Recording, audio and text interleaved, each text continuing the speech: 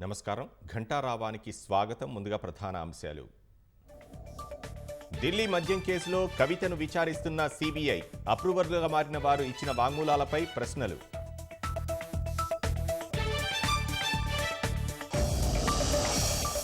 కామారెడ్డి జిల్లాలో అక్రమ వడ్డీ వ్యాపారుల ఇళ్లపై పోలీసుల దాడి. 23 కేసులు నమోదు. 50 లక్షల నగదు, బంగారం స్వాధీనం.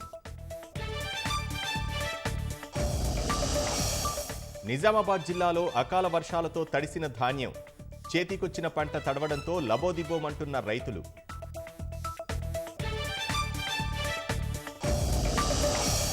మోదీకి మద్దతుగా దేశవ్యాప్తంగా బుల్లెట్ రాణి ప్రచారం. భాజపాకు ఓటేయాలని అభ్యర్థిస్తున్న రాజలక్ష్మి.